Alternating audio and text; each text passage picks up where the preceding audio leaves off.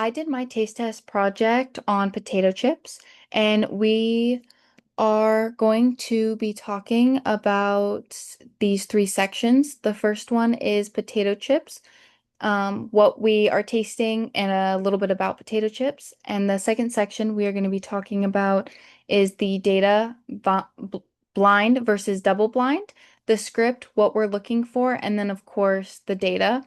And the third section we're going to be talking about is the chemistry, how oils and the Maillard reaction, additives, and nitrogen affect potato chips. And so for the potato chips, we are tasting Ruffles, Lay's, Great Value, and the Kettle brand. They're all originals, classics, or just the plain sea salt. And about potato chips. They are, of course, thinly sliced potatoes, which are fried or baked. They are most commonly known to be salted, and they are high in calories and fat, but they do have a low amount of protein. The typical serving is 150 to 160 calories while having 9 to 10 grams of fat. And they were invented in the late 1800s by George Crumb, which were originally named Saratoga chips due to being invented in Saratoga Springs. And for each four of our brands, they get their potatoes from the United States and or Canada. So for the second one, we are going to be talking about the blind and double. I did a blind taste test, so all the participants were not aware of the brands that they were tasting. And I set it up so that the cups were labeled A, B, C, D, so the participants could not see the type of chip and well until they pulled it out. But they didn't know the brand or anything, so they just knew that A corresponded with A on the questionnaire. And for the script, I told them that we had four chips that were labeled A, B, C, D, and that they will need a glass of water so that they could cleanse their palate after each bite.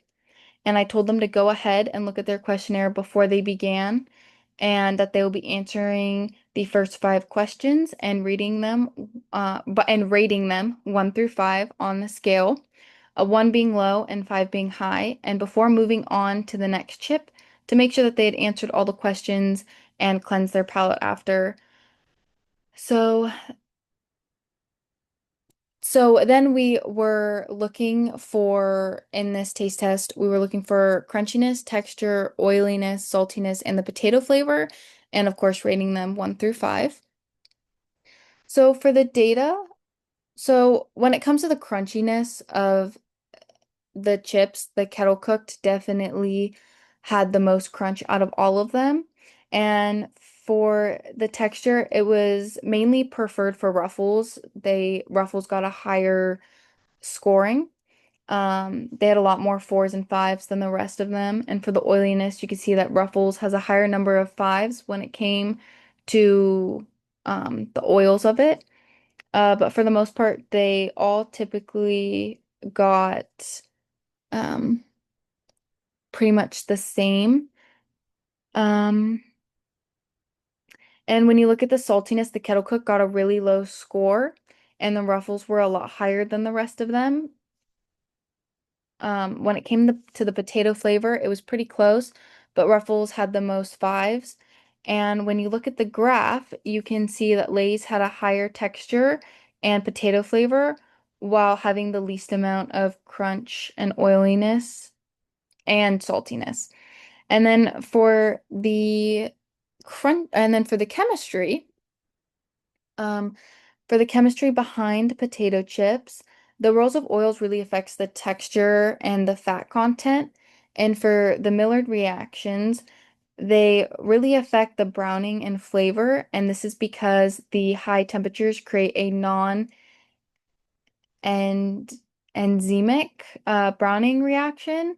And the middle reaction and the Maillard reaction is a complex series of reactions between amino acids and reducing sugars that creates a vast rate of flavors and aroma compounds, contributing to the savory and roasted notes of chip.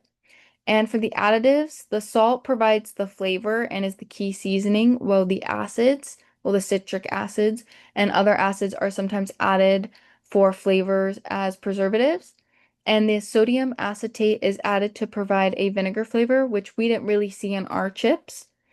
And lastly, for the nitrogen gas, it's used to flush the bags before packaging, and this makes it so the chips can oxidize and not become rancid. And that is it. Thank you so much.